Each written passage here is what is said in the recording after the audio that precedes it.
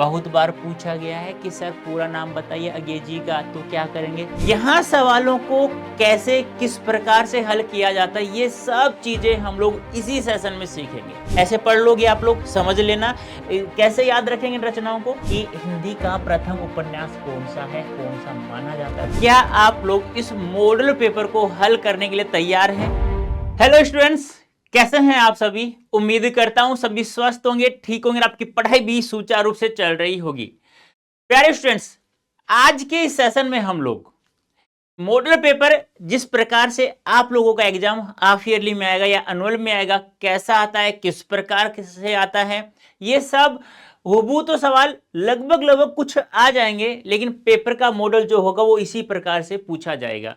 तो जल्दी से आप लोग मुझे कमेंट करके बताइए, क्या आप लोग इस मॉडल पेपर को हल करने के लिए तैयार हैं? जल्दी से कमेंट करें। फिर हम लोग ये मॉडल पेपर की आप लोगों की तैयारी कैसी चल रही है, हाफ ईयरली की अच्छी चल भी रही है या नहीं चल रही है। और ध्यान रखना बेटा, ये मॉडल पेपर में ना यहां से कुछ सवाल जो के त्यों पूछे जाएंगे, लेकिन यहां सवालों को कैसे किस प्रकार से हल किया जाता है, ये सब चीजें हम लोग इसी सेशन में सीखेंगे। ठीक है, तो उम्मीद करता हूं आप सभी तैयार होंगे। तो करें स्टार्ट। चलो, तो बेटा ये जो यूपी के क्लास 12th के लिए जो हाफ ईयरली का एग्जाम या मैं बात करूं एनुअल एग्जाम में किस प्रकार से पेपर पूछा जाता है, ये सब चर्चा हम लोग इस पेपर में करेंगे। तो ये जो पेपर होगा आप लोगों का, ये आप लोगों को पता ही है। आपका जो समय दिया जाएगा वो 3 घंटे 15 मिनट का ये पेपर होगा। और आप लोगों को ये भी पता होगा कि 100 मार्क्स का पेपर होता है। और आपका जो पेपर होगा वह 2 खंडों में डिवाइड होगा, खंड क और ख में डिवाइड होगा। ठीक है, और ये आप लोग पढ़ लीजिएगा कि 15 मिनट में आप लोग प्रश्नों को पढ़ सकते हैं। मैं तो ये कहता हूं डायरेक्ट पढ़ो, एक एक क्वेश्चंस को आंसर दीजिए। जो भी क्वेश्चंस आपको नहीं आता उसको आप लोग सर्किल बना लें, यानी कि उसको हम लोग कुछ समय में, यानी कि जैसे ही हम लोग एंड तक पहुंच जाएं, जितने सवाल हमें आते हैं वो कर लें। उसके बाद हमें कुछ टूटा फूटा यदि उन सवालों के बाद आता है, उसका आंसर हम लोग लिख सकते हैं। ठीक है, चलो, तो खंड क्या स्टार्ट है। तो कुछ आप लोगों को पता ही होगा, एमसीक्यूज क्वेश्चन पूछा जाता है। तो पहला क्वेश्चन है इसमें, शिक्षा का उद्देश्य निबंध के लेखक है। तो पहली बात, एक बात तो ये ध्यान रखना है, ये सवाल और कैसे कैसे पूछा जा सकता है। आपसे एक बार ऐसे पूछा जा सकता है कि शिक्षा का उद्देश्य गद्य विधा में क्या है, तो आप कहेंगे निबंध है। पहला सवाल देखो, यहाँ पे जो मॉडल पेपर में ये हल करवा रहा हूं, इसका उद्देश्य ये नहीं कि क्वेश्चंस देखा, आंसर लिखा, काम चल गया, नहीं बेटा। मैंने क्या कहा, ये मॉडल पेपर आप लोगों के लिए बहुत ही फायदेमंद रहेगा, हाफ ईयरली में भी और एनुअल एग्जाम में भी।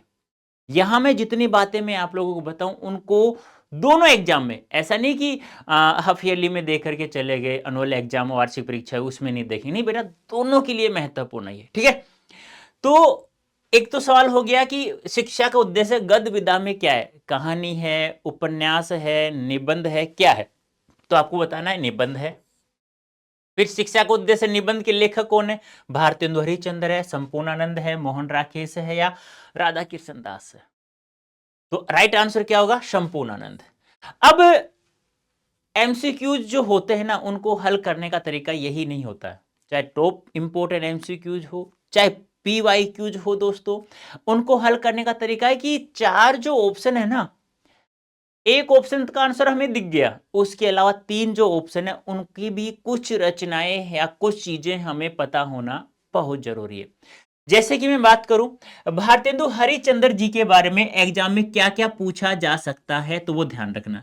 एक तो याद रखना, भारतेंदु हरिश्चंद्र जी को आधुनिक गद्य का जनक कहा जाता है। क्या कहा जाता है, आधुनिक गद्य का जनक कहा जाता है। बहुत ही गजब का सवाल है, ध्यान रखना। दूसरी बात एक याद रखना है आप लोगों को, क्या दूसरा पॉइंट याद रखना है, भारतेंदु हरिश्चंद्र जी के बारे में डॉक्टर नगेंद्र ने आधुनिक काल का वर्गीकरण किया था। जो भारतेंदु युग नाम रखा गया था, वह नाम भारतेंदु हरिश्चंद्र जी के नाम पर ही रखा गया था। तो हम लोग क्या कहेंगे, भारतेंदु युग, भारतेंदु युग, युग नाम डॉक्टर नगेंद्र ने डॉक्टर नगेंद्र जी ने इन्हीं के नाम पर रखा। इन्हीं के यानी कि भारतेंदु युग नाम डॉक्टर नगेंद्र जी ने इन्हीं के नाम पर, इन्हीं के नाम पर रखा, जिसकी समय सीमा क्या है 1850 से लेके 1900 ईस्वी। भारतेंदु हरिश्चंद्र जी के बारे में बात करें तो याद रखना कुल 17 नाटक लिखे इन्होंने। कुल कितने नाटक लिखे 17। कहा जाता है 9 अनुदित नाटक थे और 8 मौलिक नाटक। अब आपसे ये तो मुश्किल है कि थोड़ा सा कि ये पूछा जाए कौन कौन से अनुदित हैं कौन कौन से मौलिक हैं। मैं मिक्स लिखवा देता हूं, आपसे डायरेक्ट पूछा जाएगा कि यह नाटक या है रचना के लेखक कौन है। तो महत्वपूर्ण महत्वपूर्ण कौन कौन से वो देखो। प्रमुख रचनाएं मैं यहां लिख देता हूं, प्रमुख रचनाएं, प्रमुख रचनाएं जिसमें नाटक नोटक सब आ जाते हैं। या पहले मैं नाटक ही लिख देता हूं, ठीक है, क्या पता पूछ ले नाटक कौन सा नहीं है कौन सा है। तो देखो कौन कौन सा है। एक तो याद रखना है भारत जननी, भारत जननी। एक याद रखना है भारत दुर्दशा, भारत दुर्दशा। एक याद रखना है अंधेर नगरी। याद रखना बेटा, मैं पहले ही कह रहा हूं ये बहुत ही महत्वपूर्ण है, अंधेर नगरी, ठीक है। और बात करें तो कर्पूर मंजरी, कर्पूर मंजरी। वैदिक हिंसा, हिंसा न बहुती, वैदिक हिंसा, हिंसा न बहुती, न बहुती, ठीक है। ये कुछ नाटक हैं ऐसे, रत्नावली, सत्य हरिश्चंद्र, बहुत सारे हैं, 17 मैंने बताया ना। बस आपको वैसे तो विद्या सुंदर, रत्नावली, पाखंड विखंडन, धनंजय विजय, कर्पूर मंजरी, ठीक है, भारत दुर्दशा, ऐसे बहुत सारे 9 अनुदित हैं, 8 मौलिक हैं, ठीक है। तो इसमें कुछ ये आप लोगों को ध्यान में रखना होगा, ठीक है। ऐसे ही हम लोग बात करें मोहन राकेश जी के बारे में, तो मोहन राकेश जी के बारे में कुछ रचनाएं हैं, कुछ नाटक आप लोगों को ध्यान में रखना होगा। एक तो याद रखना है लहरों के राजहंस, बहुत बार पूछा गया है, लहरों के राजहंस, ठीक है। एक याद रखना है आधे अधूरे, आधे अधूरे, ठीक है। और पैरों तले जमीन, बस काफी है, ये 2 याद रख लेना। राधा कृष्ण दास जी का एक उपन्यास है, बहुत बार एग्जाम में पूछा गया है। एक ही याद रखना है, ज्यादा मत याद रखना, जिसका नाम है निसहाय हिंदू, निसहाय हिंदू, बस ये काफी है आप लोगों के लिए। ये सब चीजें इस प्रकार से हम लोग पढ़ेंगे ना बेटा, तो उम्मीद करता हूं आप लोग 95% से अधिक अंक आराम से प्राप्त कर सकते हैं। और मैं हमेशा कहता हूं दोस्तों कि यदि आप लोगों को हिंदी विषय में 95% से अधिक अंक चाहिए तो आप लोगों को ज्यादा कुछ नहीं करना, बस दिमाग में वही बात रखनी है जो हमेशा आप लोग कहते हैं कि हिंदी विषय पढ़ लेंगे यार, पढ़ लेंगे, ऐसे ही रखना। लेकिन यदि आप लोगों को 95% से अधिक अंक चाहिए तो आप लोगों को 2 काम करना है। नंबर 1, क्लास में समय पे आना है और शुरू से लेके अंत तक आप लोगों को जुड़े रहना है, शुरू से लेके अंत तक, बस शांति से।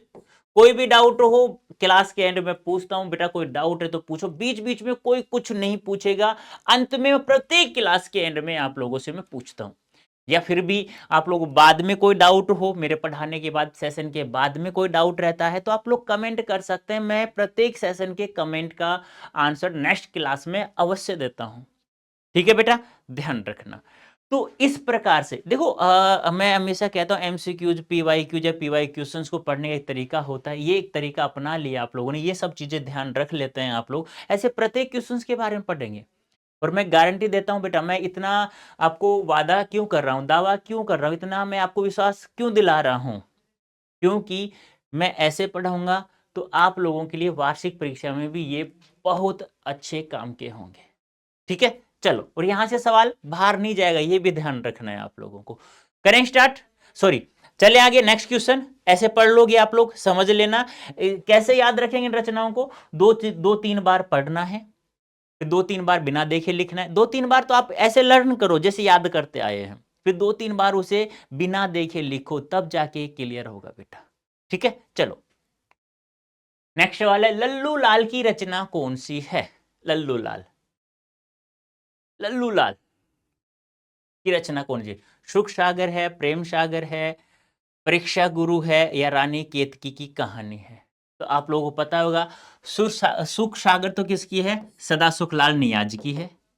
यहां से सवाल आएगा, 100% ध्यान रखना।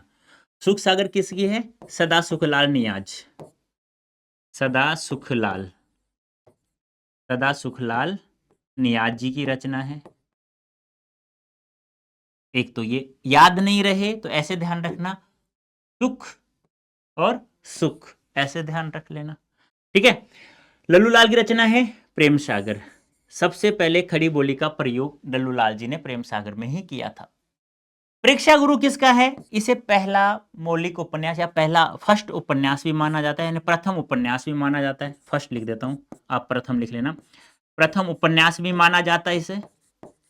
और लेखक कौन है बेटा? यदि लेखक की बात करें तो लाला श्री निवास दास, लाला श्री निवास दास जी का उपन्यास है। यहां से एक सवाल 100% आएगा, इस स्लाइड से ध्यान रखना। रानी केतकी की कहानी किसकी रचना है? तो याद रखना, इंसा अल्लाह खा, इंसा अल्लाह खां जी की रचना है। ऐसे ध्यान रखना है आप लोगों को। और ये चारों के चारों लेखक हिंदी गद्य के निकट, इनकी कहते हैं ना आधुनिक हिंदी गद्य के सर्वाधिक निकट इनकी जो भाषा थी वो सर्वाधिक निकट मानी जाती है। आधुनिक गद्य के 4 लेखक जो माने जाते हैं ये 4 ही हैं। सदा सुखलाल नियाज, लल्लू लाल, ठीक है, और इंसा अल्लाह खां, सदर मिश्र जी। इस प्रकार से ये चारों के चारों से एक सवाल पूछा जाता है, या ऐसे पूछा जा सकता है आपके एग्जाम में कि हिंदी का प्रथम उपन्यास कौन सा है, कौन सा माना जाता है? तो आप कहेंगे परीक्षा गुरु। लेखक कौन है? लाला श्री निवास दास है। रानी केतकी कहानी को किसने लिखा? इंसा अल्लाह खां। सुख सागर रचना किसकी? सदा सुखलाल नियाज जी की है। और लल्लू लाल की रचना कौन सी है? प्रेम सागर। ठीक है बेटा, 2-3 बार आपको पढ़ना है, 2-3 और बिना देखे लिखना। पर्दा कहानी के लेखक कौन है? बता सकते हैं पर्दा कहानी के लेखक कौन है? कोई भी बता दीजिए मुझे एक बार, जल्दी से कमेंट करें आप लोग। पर्दा कहानी के लेखक प्रेमचंद जी हैं, जयशंकर प्रसाद जी हैं, अमरकांत जी हैं और यशपाल जी हैं। बता सकते हैं पर्दा कहानी के लेखक को? जल्दी से फटाफट बताइए, तब तक मैं कुछ बातें कर लेता हूँ। देखो, जयशंकर प्रसाद जी के बारे में बहुत बार एग्जाम में सवाल आता है। यहाँ से कुछ रचनाएं हैं। एक तो है प्रेम पथिक, प्रेम पथिक, ठीक है। एक है आंसू, एक झरना भी लिख लो, झरना। एक है आंसू, एक है लहर, एक है कामायनी। ये तो याद रहना ही रखना है। इसके अलावा और बात करें हम लोग तो इनके कुछ उपन्यास, 3 उपन्यास लिखे थे इन लोगों ने, जिसमें भी एक अधूरा है। एक है कंकाल, एक है तितली, एक है इरावती। याद रखना, इरावती अधूरी है, यानी ये अपूर्ण उपन्यास है। ऐसे याद रखना, ए या नहीं, पूर्ण पूरा, यानी पूरा नहीं लिखा इन्होंने। कुछ नाटक भी याद रखना इनके, कुछ नाटक भी, जिसमें महत्वपूर्ण है चंद्रगुप्त, स्कंदगुप्त, चंद्रगुप्त, स्कंदगुप्त, ध्रुव स्वामिनी, ध्रुव स्वामिनी। बस काफी है, बस काफी है जयशंकर प्रसाद जी के बारे में।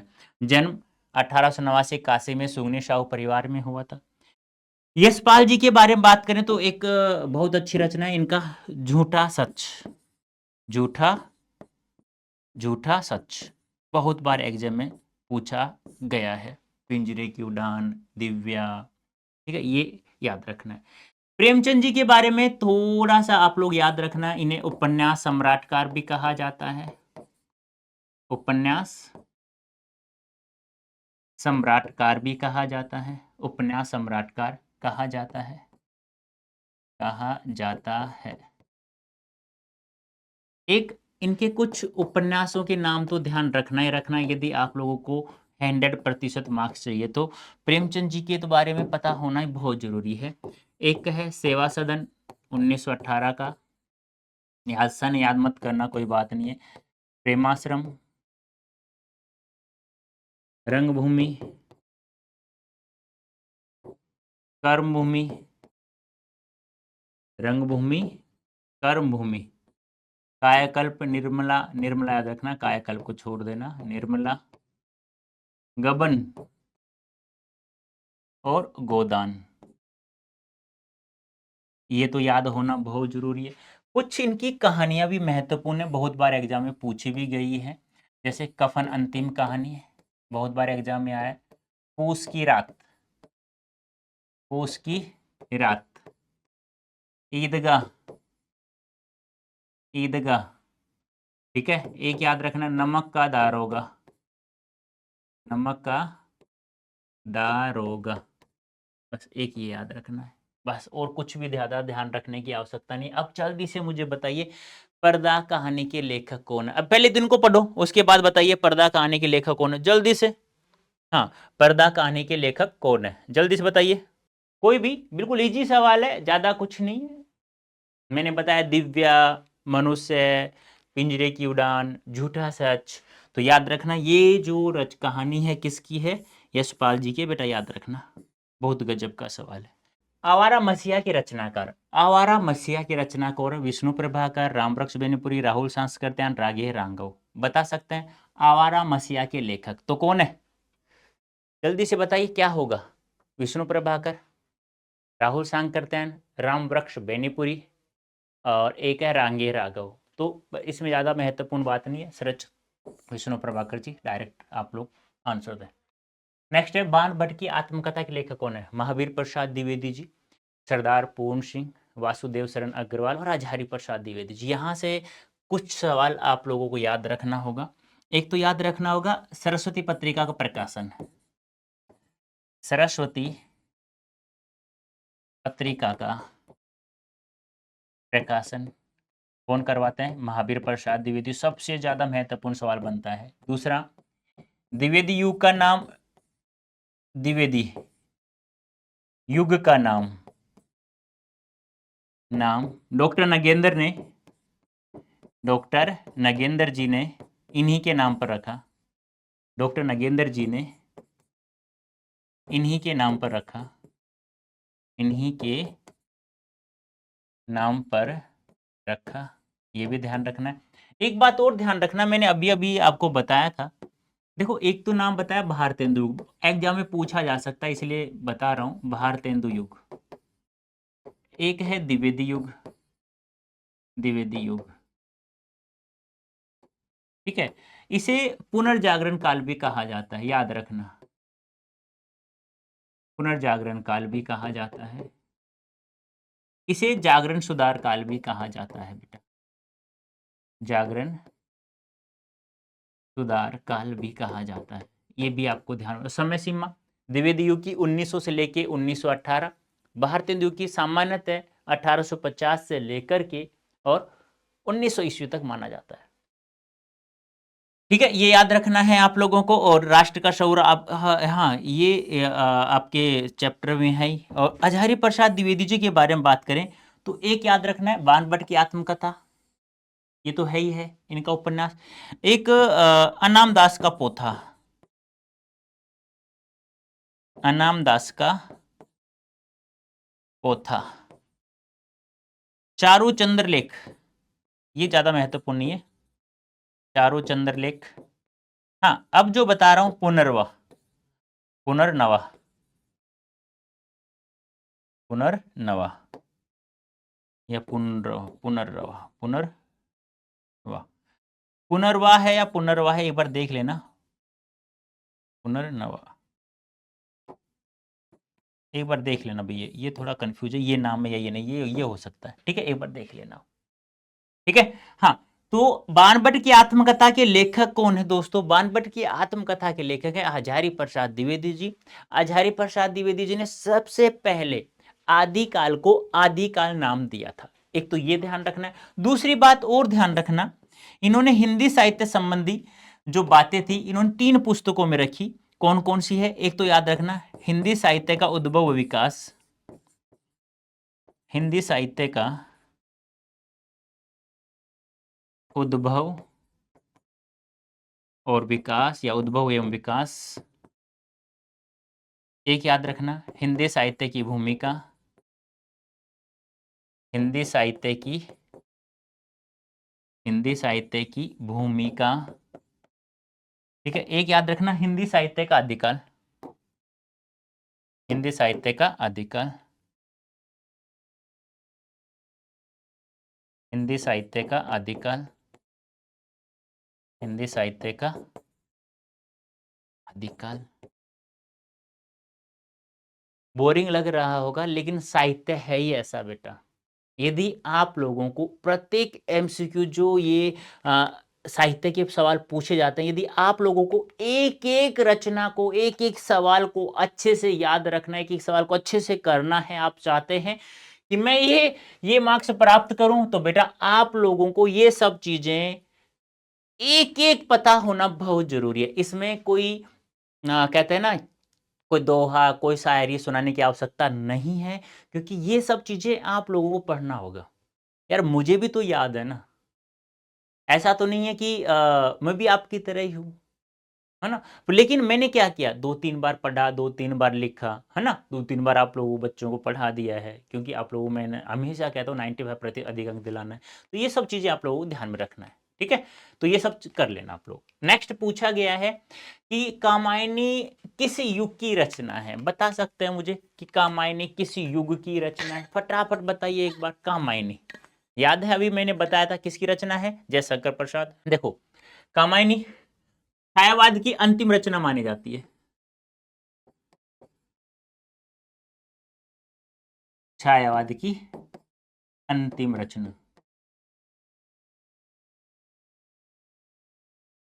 ठीक है। दूसरी बात, छायावाद का समय सीमा क्या है?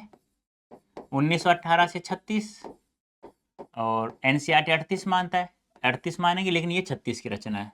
इसके लेखक कौन है? जयशंकर प्रसाद, ये भी ध्यान रखना, जयशंकर प्रसाद, ठीक है, ये ध्यान रखना है।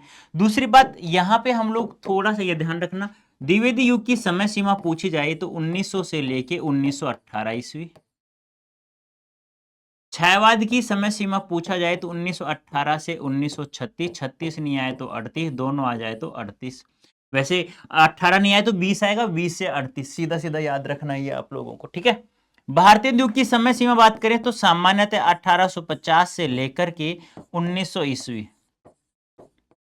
प्रगतिवाद की समय सीमा याद करें तो 1938 से लेके 1943। इसके बाद आता है प्रयोगवाद। प्रयोगवाद, प्रयोगवाद की समय सीमा मानी जाती है 1943 से लेके 1953, और 1954 से माना जाता है नई कविता या नवलेखन काल, जिसे कहते हैं नई कविता कह दो या नवलेखन काल कह दो। ये ध्यान आपको रखना है। दूसरी बात एक और ध्यान रख लेना, जब इतना ही कुछ पढ़ रहे हैं तो ये तो मैं बता चुका हूं कि द्विवेदी युग को जागरण सुधार काल के नाम से भी जानते हैं, जागरण सुधार काल, जागरण सुधार काल। छायावाद को क्या किस किस नाम से जाना जाता है? प्रसाद पंत निराला युग, प्रसाद पंत निराला युग। भारतेंदु को अभी बता चुका हूं, पुनर्जागरण काल, पुनर् याद रखना बेटा, ये छोटी छोटी बातें तुम कहो कि सर ने बताया नहीं था। प्रगतिवाद को मार्क्सवाद, मार्क्सवाद या साम्यवादी युग भी कहा जाता है, साम्यवादी युग। ये उपनाम भी आप लोगों को ध्यान में रखना होगा बेटा। हाँ, ये उपनाम भी थोड़ा सा ध्यान में रखना होगा, ठीक है। कर सकते हैं आप लोग ऐसे। तो समय सीमा याद रखनी है, उपनाम भी याद रखना है। बहुत बार एग्जाम में पूछा जाता है कि द्विवेदी युग को किस अन्य नाम से जान, और ये भी ध्यान रखना, भारतेंदु युग भारतेंदु हरिश्चंद्र जी के नाम पर रखा गया, डॉक्टर नगेंद्र जी ने। और ये सारे नाम किसके द्वारा रखे गए थे? डॉक्टर नगेंद्र जी ने आधुनिक काल का वर्गीकरण किया था। ये सभी, पहला भारतेंदु, फिर द्विवेदी, फिर छायावाद, फिर प्रगतिवाद, फिर प्रयोगवाद, फिर नवलेखन या नई कविता। ये ध्यान रखना है आप लोग, ये समय सीमा नाम याद रखना। नेक्स्ट सवाल, निम्नलिखित कवियों में से कौन प्रगतिवादी युग का है, यानी कि प्रगतिवादी युग, जिसकी समय सीमा अभी मैंने बताई थी आप लोगों को 1938 से लेके 1943 ईस्वी, और मैंने यही बताया था इसे साम्यवादी युग या मार्क्सवादी युग। मैं बार बार क्यों रिपीट कर रहा हूं कि आप लोगों को ये याद हो जाए, भूलो नहीं आप इसे। अग्रदास, तुलसीदास, नंददास और रामधारी सिंह दिनकर। बता सकते हैं आप लोग मुझे? जल्दी से बताइए। कहा जाता है कि तुलसीदास के चचेरे भाई थे दास जी। तो देखो यहाँ पे हम लोग ज्यादा बात नहीं करेंगे, लेकिन प्रगतिवादी युग है कौन? रामधारी सिंह दिनकर जी। ठीक है, ये ध्यान आपको रखना होगा। और तुलसीदास जी के बारे में थोड़ा याद रखना, ये भक्ति काल, ये भक्ति काल राम काव्य थे, राम काव्य लिखा इन्होंने, या हम लोग कह सकते हैं कि राम भक्ति धारा के कवि थे। तुलसीदास जी की हम लोग बात करें तो इन्होंने कुल 12 ग्रंथ लिखे थे। इन 12 ग्रंथों में याद रखना है 7 बड़े थे, सॉरी 5 बड़े थे और 7 छोटे ग्रंथ, 5 बड़े और 7 छोटे ग्रंथ है। ठीक है, जिसमें से 5 बड़े कौन कौन से थे तो आप लोगों को याद रखना है कि एक ट्रिक से याद रख लेना, कवि दोगीरा, काफी काम की चीज है, कवि दोगीरा याद रखना है आप लोगों को। तो कैसे कवितावली बनता है? कवितावली, ठीक है, ये महत्वपूर्ण यहाँ पे। वी से विनय पत्रिका बनता है बेटा, याद रखना, विनय पत्रिका। ठीक है, 2 से दोहावली बनता है दोस्तों, दोहावली। गी से गीतावली बनता है, गीतावली। और रा से बनता है रामचरितमानस, रामचरितमानस। यहां से सवाल पूछा जा सकता है। पहली बात तो मैं एक बात मैं आपको बता दूं कि तुलसीदास जी ने जिस भाषा का प्रयोग किया वो अवधी का भी प्रयोग किया था उन्होंने, और ब्रज भाषा का भी, दोनों भाषाओं का प्रयोग किया था। अब यहाँ पे बात करें रामचरितमानस की जो भाषा थी वो अवधी भाषा में इन्होंने लिखा। कब लिखा? 1574 ईस्वी में। कुल 7 कांड थे। कुल कितने कांड थे बेटा? 7 कांड थे, ध्यान रखना है। अब 7 कांड कौन कौन से थे? क्रम वाइज आपसे पूछा जाए तो सबसे पहले आता है बाल कांड। कांड लगाते रहना तुम, मैं लगा देता हूं। बाल कांड, अयोध्या कांड, कांड लगाते रहना है। अरण्य कांड, किष्किंधा कांड, किष्किंधा कांड, सुंदर कांड, लंका कांड और उत्तर कांड।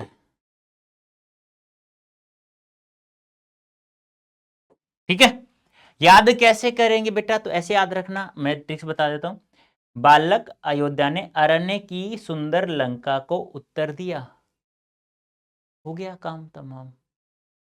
बालक अयोध्या ने, देखो बालक अयोध्या ने, देखो ऐसे, बालक अयोध्या ने अरण्य की सुंदर लंका को उत्तर दिया। क्रम वाइज याद हो गया।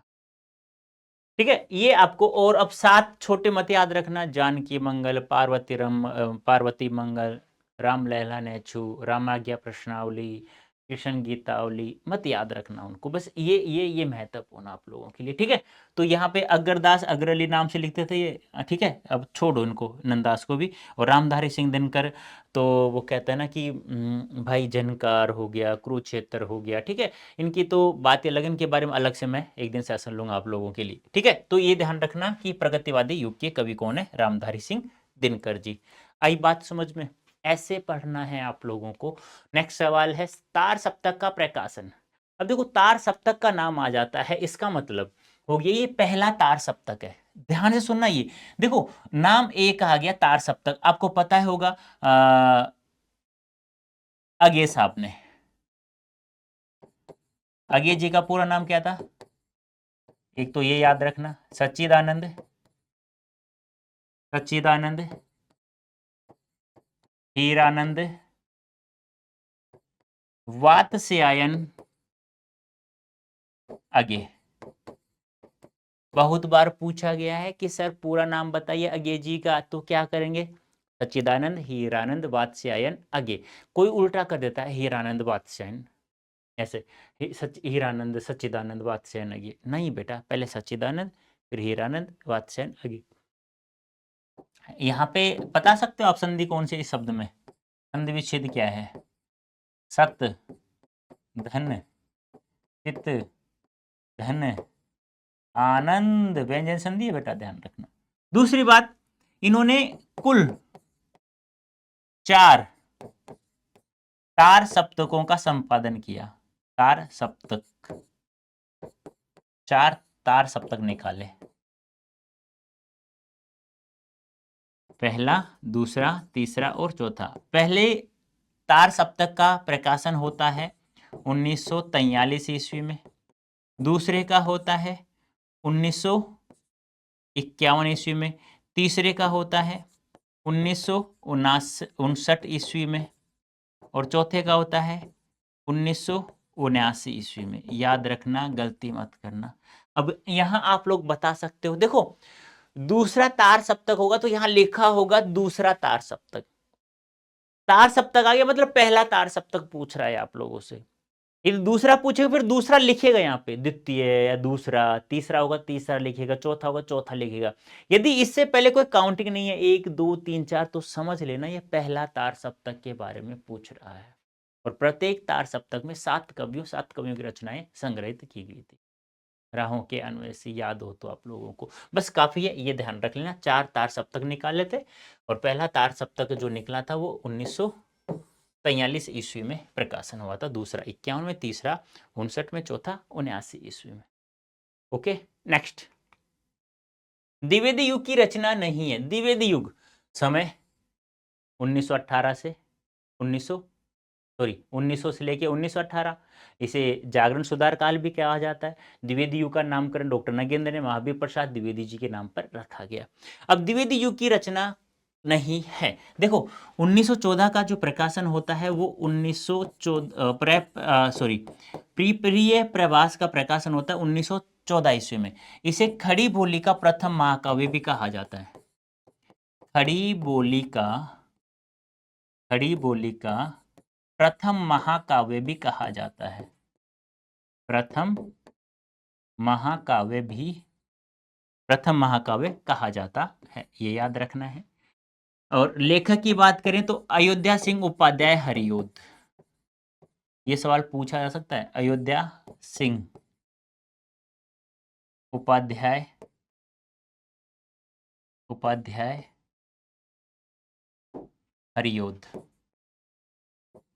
हरियोध साहब ने लिखा था प्रिय प्रवास, जिसमें कृष्ण जी के जन्म से लेकर के मथुरा गमन तक का उल्लेख हमें प्राप्त होता है। आई बात समझ में?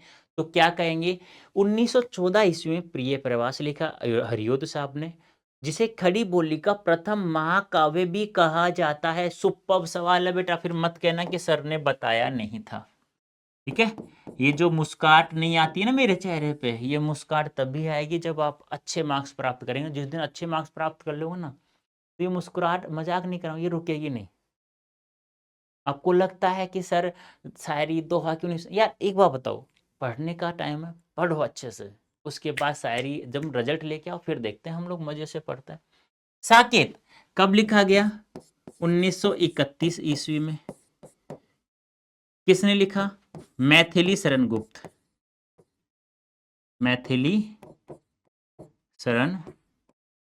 गुप्त जी ने लिखा। ये इनका महाकाव्य। भारत भारती ये 1912 ईस्वी में लिखा गया और लिखा है किसने? मैथिली शरण गुप्त। और इसी रचना के कारण मैथिली शरण गुप्त को राष्ट्र कवि की उपाधि मिली। राष्ट्र कवि की किस रचना के कारण? भारत भारती के कारण। और ये रचना जो है द्विवेदियों की जो नहीं है, ये किसकी, कौन सी रचना है? छायावाद की रचना, और छायावाद की अंतिम रचना है, ये याद रखना। आई बात समझ में? ऐसे पढ़ना बेटा और कमेंट करके बताना मुझे क्या ये सब चीजें आपको याद हो रही है ना साथ साथ में। प्रिय प्रवास 1914, खड़ी बोली का प्रथम वाक्य, महाकाव्य हरियोध जी ने लिखा, कृष्ण जी के जन्म से लेकर मथुरा गमन तक का उल्लेख मिलता है। साकेत 1931 में उनमें उर्मिलाभिषेक पर लिखा गया है, और महाकाव्य है मैथिली शरण गुप्त जी का है।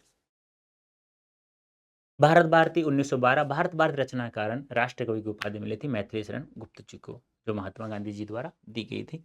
और कामायनी छायावाद की रचना जयशंकर प्रसाद जी की लिखा गया। नेक्स्ट, अष्टछाप के कवियों का संबंध है भक्ति काल की राम भक्ति शाखा से, ज्ञानाश्रय शाखा से, प्रेमाश्रय शाखा से, या कृष्ण भक्ति शाखा से। देखो ये जो नाम है ना, ये भक्ति काल को 4 भागों में आचार्य रामचंद्र शुक्ल जी ने बांटा था। अब यहां पूछा गया है कि अष्टछाप का संबंध है भक्ति काल की, तो याद रखना अष्टछाप का जो संबंध है वो कृष्ण भक्ति काव्य धारा से संबंधित है। और ये अष्टछाप देखो नाम से पता चला, अष्ट यानी 8, छाप यानी कवि, यानी कि 8 कवियों को उल्लेख मिलता है। इसकी स्थापना 1565 ईस्वी में किसने की थी? विठलनाथ ने की थी। किसने की? विठलनाथ वल्लभाचार्य के पुत्र थे। अब इसमें कुल कितने कवि थे? 8 कवि थे। कितने कवि थे? 8। जिसमें से 4 वल्लभाचार्य के शिष्य, 4 वल्लभाचार्य के शिष्य, और 4 विठलनाथ के शिष्य थे। 4 विठलनाथ के शिष्य थे। अब ऐसा नहीं है कि बस अष्टछाप के कवियों का संबंध भक्ति काल से, भक्ति काल कृष्ण काव्य धारा संबंधी, इतना ही नहीं याद रखना, ये सब चीजें याद रखनी है। 8 कवि थे, 1565 में विठलनाथ ने इसकी स्थापना की थी अष्टछाप की। 4 वल्लभाचार्य के शिष्य थे। 4 वल्लभाचार्य के शिष्य कौन कौन से थे? मैं ट्रिक से लिख देता हूं, कुंभन, सूर, प्रम, किशन, और ये क्रम वाइज लिखा है मैंने, कुंभन, सूर, प्रम, कृष्ण। पूरा नाम आप लिख लेना, मैं बता देता हूं, कुंभन दास, सूरदास, परमानंद दास और कृष्ण दास। कुंभन दास का जन्म होता है 1468 ईस्वी में, इनका जन्म होता है 1478 ईस्वी में, इनका जन्म होता है 1493 ईस्वी में, इनका जन्म होता है 1496 ईस्वी में। ये ध्यान रखना है, क्रम वाइज लिखा है। और ये इनका उल्लेख हमें कहां से प्राप्त होता है, ध्यान रखना। ऐसा कहां उल्लेख मिलता है कि वल्लभाचार्य के शिष्य 4 का उल्लेख कहां मिलता है? तो याद रखना 84 वैष्णव की वार्ता में। 84 वैष्णव की वार्ता। ये 84 वैष्णव की वार्ता किसने लिखा? ये लिखा था गोकुलनाथ जी ने। गोकुलनाथ द्वारा लिखी गई रचना है, जिसमें वल्लभाचार्य के 4 शिष्यों का उल्लेख हमें प्राप्त होता है। 4 विठलनाथ के शिष्य थे। कौन कौन से थे? ट्रिक से लिख देता हूं, पूरा नाम आप लिखना, गोविंद छित चतुर्नंद, क्रम वाइज लिखा है, गोविंद छित चतुर्नंद, ठीक है, क्रम वाइज आप लिख ले, वो पूरा नाम लिख लेना, गोविंद दास छित्रमल या छित्रदास या छित्रमल, चतुर्भुज दास और नंददास। जन्म की बात करें, इनका जन्म होता है 1505 ईस्वी में, ठीक है, इनका जन्म होता है 1515 ईस्वी में, इनका जन्म होता है 1530 ईस्वी में, इनका जन्म होता है 1533 ईस्वी में। पूरा नाम लिखना, गोविंद स्वामी छित्रमल या चतुर्भुज दास और नंददास। और इनका उल्लेख हमें प्राप्त कहां से होता है? तो याद रखना, इनका उल्लेख हमें मिलता है 252 वैष्णव की वार्ता, 252 वैष्णव की वार्ता नामक ग्रंथ में, 252 वैष्णव की वार्ता में प्राप्त होता है। और 252 वैष्णव की वार्ता को भी किसने लिखा? गोकुलनाथ जी ने, ये याद रखना है बेटा। तो मेरा कहने का मतलब क्या है, 84 वैष्णव की वार्ता, 252 वैष्णव की वार्ता, दोनों ग्रंथों को लिखने वाले विद्वान कौन थे? गोकुलदास। आपसे पूछा कैसे जाएगा कि 252 वैष्णव की वार्ता के लेखक कौन है, या 84 वैष्णव की वार्ता को किसने लिखा? तो दोनों के दोनों ग्रंथ लिखने वाले विद्वान कौन थे? गोकुलनाथ। अब आपसे पूछा जाएगा 252 वैष्णव की वार्ता में किसके शिष्यों को उल्लेख मिलता है, तो आप कहेंगे विठलनाथ के। 84 वैष्णव की वार्ता में किसके शिष्यों को उल्लेख मिलता है, तो आप कहेंगे वल्लभाचार्य के। अष्टशाप में कुल 8 कवि थे, जिसकी स्थापना विठलनाथ करते हैं 1565 ईस्वी में। अष्टशाप का ये 8 के 8 कवि कृष्ण भक्ति काव्य धारा से संबंधित है और भक्ति काल के थे। ठीक है। अब दूसरी बात, एक बात और ध्यान रखना, सबसे बड़े कुम्भनदास, सबसे छोटे नंददास।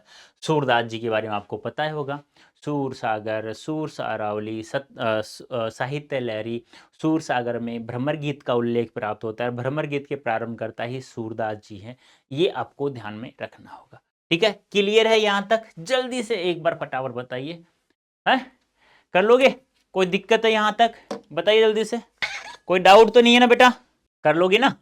वेरी गुड, शाबाश बेटा, झमाझम होगा, चिंता मत कर, सब अच्छा होगा। अब देखो, ये 10 सवाल को पढ़ने में हमें लग गए लगभग 30 मिनट, 30 से 35 मिनट। हमने 10 सवाल नहीं पढ़े ये, अब देखो हमने कितने सारे सवाल पढ़े हैं। तो एक एक चीज के बारे में हमने कोशिश की है कि जहां से सवाल पूछा जाए वो सब चीजें मैंने यहां बताने की आपको कोशिश की है। बात समझ में आ रही है ना? बस ऐसे आप लोग पढ़ लोगे ना, मजाक नहीं कर रहा बेटा, बड़ा मजा आ जाएगा मुझे भी और आप लोगों को भी। आपको 100% मार्क्स प्राप्त हो जाएं, क्योंकि मैं हमेशा 100% बोलता हूँ, लेकिन ये आपको लिखना पड़ेगा। यदि होता है एमसीक्यू सीयूटी की तरह, तो सीयूटी में मत आपका एक सवाल गलत नहीं होने दूंगा, 50 में 50 सही करवाऊंगा, 250 में 250 नंबर सही दिलवाऊंगा, नंबर दिलवाऊंगा मैं आप लोगों को, गारंटी वो तो मेरी, कभी ये सवाल बाहर नहीं गया। अब यहाँ क्या है कि आपको लिखना पड़ता है, तो 1 नंबर 2 नंबर तो वैसे ही काट लेता है, मेरे जैसा टीचर होता है शुद्धि काट लेता है आधा नंबर तो। ठीक है, हाँ। अब देखो आगे, ये है आपका गद्यांश कि दिए गए गद्यांश पर आधारित निम्नलिखित प्रश्नों का उत्तर दीजिए। तो आपको क्या करना है, पढ़ना है, उत्तर देना है। आराम से आप दे सकते हैं, क्योंकि आप कम 15 से 20 ऐसे गद्यांश आप लोग पढ़ लेते हैं, और पढ़ा हुआ तो आता ही है, तो वो तो आपको कहानियां हम लोग पढ़ाते हैं आप लोगों को। धरती की कोख में जो अमूल्य निधियां भरी हुई है, मतलब अमूल्य निधियां यानी खजाना है, अमूल्य निधियां भरी हुई है, मतलब जिसका कोई मूल्य नहीं होता है, धातुएं, खनिज, ऐसे बहुत सारी, ठीक है, जिनके कारण वो उसे वसुंधरा, पृथ्वी को वसुंधरा कहा जाता है। उससे कौन परिचित न होना चाहेगा? लाखों करोड़ वर्षों से अनेक प्रकार की धातुओं को पृथ्वी के गर्भ में, यानी कि पेट में, यानी कि गर्भ होता है ना, माँ का पेट से बच्चा जन्म होता है, ऐसे ही पृथ्वी के गर्भ से ये सब धातुओं का जन्म होता है। पोषण मिला है। दिन रात बहने वाली नदियों ने पहाड़ों को पीस पीस कर अनगिनत प्रकार की मिट्टियों से पृथ्वी की देह, देह यानी शरीर, यहां तो मैं बता देता हूं, वहां कौन बताएगा, सजाया है। हमारे भावी आर्थिक अभ्युदय के लिए इन सब की जांच पड़ताल अत्यंत आवश्यक है। छोटा सा 4 लाइनों का यहां से सवाल पूछा जाएगा। कैसे कि प्रस्तुत उपयुक्त गद्यांश का संदर्भ लिखिए। संदर्भ क्या होता है कि यह जो गद्यांश है किस चैप्टर से लिया गया है, उसके लेखक कौन है, बस इतना ही बताना है। आपको याद आ गया होगा, वासुदेव शरण अग्रवाल जी, राष्ट्र का स्वरूप, उम्मीद करता हूँ। तो यह गद्यांश डॉक्टर वासुदेव शरण अग्रवाल द्वारा लिखित राष्ट्र का स्वरूप से लिया गया है। हाँ, आप लोग कमेंट कर रहे हो, मुझे पता है, नवंबर में आएगा आसपास आपका मॉडल। ये आपका जो वार्षिक परीक्षा में हुआ था वही मॉडल पेपर निकाला है यूपी ने, यूपी बोर्ड ने, तो हम लोग क्या करें। लेकिन बेटा इसको मैंने इस प्रकार से बना दिया है अभी इन सवालों को कि आपके हाफ ईयरली नहीं, एनुअल एग्जाम, वार्षिक परीक्षा में भी यहां से सवाल आएगा, आएगा 100% आएगा, ध्यान रखना। ठीक है, ओके। नेक्स्ट, धरती वसुंधरा क्यों कहलाती है? क्योंकि अमूल्य निधियां खजाना है। वसुंधरा इसलिए कहते हैं क्योंकि उनकी कोख में, उसकी कोख में यानी गर्भ में अमूल्य निधियां भरी हुई हैं, जैसे विभिन्न प्रकार की धातुएं, खनिज आदि। पृथ्वी की देह को किसने सजाया है? पृथ्वी के शरीर को किसने सजाया है? नदियों ने पीस पीस कर, पहाड़ों को पीस पीस करके मिट्टियों से, पृथ्वी की देह को दिन रात बहने वाली नदियों ने पहाड़ों को पीस पीस कर विभिन्न प्रकार की मिट्टियों से। आप कर लोगे, मुझे पता है। भावी आर्थिक अभ्युदय हेतु हमें क्या करना चाहिए? भावी आर्थिक अभ्युदय के लिए हमें क्या करना चाहिए? जाँच पड़ताल करनी चाहिए, उचित उपयोग करना चाहिए निधियों का, यानी कि ये धातुएँ जो भी हैं, हमारे भविष्य के आर्थिक विकास के लिए इन सभी अमूल्य निधियों जैसे धातु, खनिज, मिट्टियाँ आदि की जाँच पड़ताल और उनका उचित उपयोग करना अत्यंत आवश्यक है। बस, कोई दिक्कत नहीं है। नेक्स्ट हमारा अथवा में एक करना है आप लोगों को, तो मैंने दोनों को समझाया। अशोक के फूल नाम से पता चल रहा है। एक सवाल और आता है, शायद मैंने लिखना भूल गया होगा कि ये रेखांकित जो है ना, इसका अर्थ पूछता है, तो अर्थ बता सकते हैं आप लोग कि धरती माता एक गर्भ में, कोख में अमूल्य निधियां जैसे खनिज ये है वर, इसलिए इस वसुंधरा कहते हैं। उससे कौन परिचित नहीं होगा, कौन ऐसा नहीं है जो नहीं जानता होगा, यही अर्थ है। एक पूछा जाता है, शायद मैंने लिखना भूल गया उसे, कोई बात नहीं। अशोक के फूल, हजारी प्रसाद द्विवेदी जी। अशोक का फूल उसी मस्ती में हंस रहा है पुराने चित्त से, इसे देखने वाला उदास होता है। वह अपने को पंडित समझता है। पंडिताई भी एक बोझ है, जितनी ही बाहरी होती है उतनी ही तेजी से डुबोती है। जब वह जीवन का अंग बन जाती है तो सहज लग जाती है, सहज हो जाती है। तब वह बोझ नहीं रहती, वह उस अवस्था में उदास भी नहीं करती। कहाँ कहाँ अशोक का कुछ भी तो नहीं बिगड़ा, कितनी मस्ती में झूम रहा है, कालिदास इसका रस ले सके थे। अपने ढंग से मैं भी ले सकता हूं, अपने ढंग से उदास होना बेकार है। ऐसा कौन कहता है कि मैं भी ले सकता हूं? कालिदास ने लिया, मैं भी ले सकता हूं, आचार्य प्रसाद द्विवेदी जी ऐसा कहते हैं। तो यहाँ पे कहा गया है कि संदर्भ आपको पता है, आचार्य प्रसाद द्विवेदी जी द्वारा लिखा गया, और निबंध कौन सा है? अशोक के फूल निबंध है, यहां से लिया गया है। ये रेखांकित है, इसका भावार्थ पूछता है। तो पंडिताई करना मतलब जैसे कि पंडित लोग होते हैं ना, ब्राह्मण लोग होते हैं, पूजा पाठ करवाना, शादी वगैरह में, फेरे वगैरह में मंत्र उच्चारण करना, मतलब ये सब चीजें अब जिसको आ जाती है, अब जैसे मान लो बचपन से उसे सिखाया जाए तो उसको एक बोझ सा लगता है, और जब उसकी शादी हो जाती है उसको वही कार्य करना पड़ता है, तो वो एक कहते हैं ना कि जीवन का एक अंग बन जाता है, तो बहुत अच्छी लगने लगती है। फिर सोचते हैं यार रोजाना शादी हो, रोजाना मैं बिजी रहूं, है ना? भाई व्यापार होना चाहिए, कैसा भी होना चाहिए, तो वही बात यहाँ है। और कोई भी दोस्त मिले ना पंडित जी, दोस्ती कर लेना, बहुत काम का है। कोई है तो जल्दी से कमेंट करके बताओ, तो याद है। ठीक है, नेक्स्ट है रेखांकित अंश की व्याख्या कीजिए। मैं बता चुका हूं अभी भी, ठीक है। तो सेम चीजें हैं। पंडिता एक बोझ के समान है, यह जितनी भारी होती है उतनी ही तेजी से व्यक्ति को डुबोती है या डुबोती है। हालांकि जब यह जीवन का हिस्सा अंग बन जाती है तो सहज हो जाती है, फिर यह बोझ नहीं लगती। जीवन का हिस्सा, जीवन का अंग बन जाती है, यानी कि हमारी पेट पूजा जिससे बुझे, यानी कि उनका व्यापार यही है। भाई पंडिताई करना मतलब पूजा पाठ करवाना, घरों में हवन सामग्री हवन करवाना, शादियां कराना, बच्चे के मतलब बहुत सारे काम होते हैं भाई। अब वो शरीर का अंग बन गई। ओम वक्रतुंड महाकाय सूर्यकोटि समप्रभ स्वाहा। जल्दी से लड़की को लड़के को खड़े हो और फेरे लो, तीन ऐसे लो, तीन ऐसे लो, पता नहीं कितने होते हैं, सॉरी फॉर दैट, मुझे नहीं पता इतना। लेकिन भाई साहब, और मेरा और बताऊंगा नहीं तो मैंने तो पता है क्या किया था, सच बता रहा हूँ। ठीक है, मुझे पता था कि मैं पहले जब शादी नहीं हुई थी, तो शादी नहीं करवाई थी उस समय पहले, तो बारात तो कहते ना भाई, शादी तो फेरे तो नहीं लिए, बारात तो गया था ना। ऐसे में भी गया जाता रहता था, है ना? तो देखता था पंडित जी 2-2 घंटे, 1-1 घंटे लगा देता था। मैं अब जिस दिन मेरी शादी हुई 5 मार्च 2018 को, तो उस रात वैसे भी जब शादी होती है तो शादी से पहले कभी दो यार दोस्त डीजे पे डांस करना वगैरह वगैरह, मतलब नींद आती रहती है। तो मैंने सोचा यार आज की रात भी अब नींद नहीं ले पाएंगे, करें क्या? तो आपको पता है मैंने क्या किया? पंडित जी को ऐसे जेब से निकाला, टक, महाराज थोड़ा देख लेना, खुश रहो बेटा, चिंता मत कर, मजाक नहीं कर रहा हूँ। 2 घंटे के फेरे 50-60 मिनट में पूरे हो गए। और आज ऐसा नहीं है कि बात अच्छी है कि भाई पूरा काम समय पे ऐसे प्रकार से, मतलब पूरे मंत्र उच्चारण होना चाहिए, पूरे मंत्र उच्चारण किया होगा पंडित जी ने, ऐसा नहीं कि, पर थोड़ा फास्ट करवा दिया, मतलब थोड़ा सा दक्षिणा देने से काम हो गया। 7 साल हो गए लेकिन अभी तक हमें ना, मतलब मजाक नहीं कर रहा हूँ, सच बता रहा हूँ, अभी तक लड़ाई नहीं हुई है हमारी। और भगवान की दया से, भगवान का आशीर्वाद है, चाहे कुछ भी हो कैसे भी हो। लेकिन कहते हैं ना कि लोगों को लगता है, जब उन्हें बाद में पता चला गुड्डू की मम्मी को कि सर जी ने तो पैसे दिए थे फेरे के, है ना? तो हाँ, और लड़ाई होती है तो कहते हैं तुमने लड़ाई इसीलिए हो रही है, तुमने पैसे दिए थे फलाना, लेकिन आज तक ऐसा कुछ भी नहीं हुआ भगवान की दया से। और मैं तो ये कहता हूँ यार, सब अपनी अपनी सोच पे निर्भर करता है, दोनों समझदार होते हैं, तो इसलिए तो कहता हूँ पढ़ लो अच्छे से, यदि अच्छा जीवन साथी चाहिए तो आप लोगों को। अब आपको, आप इसको गलत समझते हैं, लेकिन बेटा जीवन में ना, यदि ये काम अच्छा हो जाए ना लाइफ में, अच्छा पार्टनर मिल जाए, मजाक नहीं, ज़िंदगी बहुत अच्छी होती है।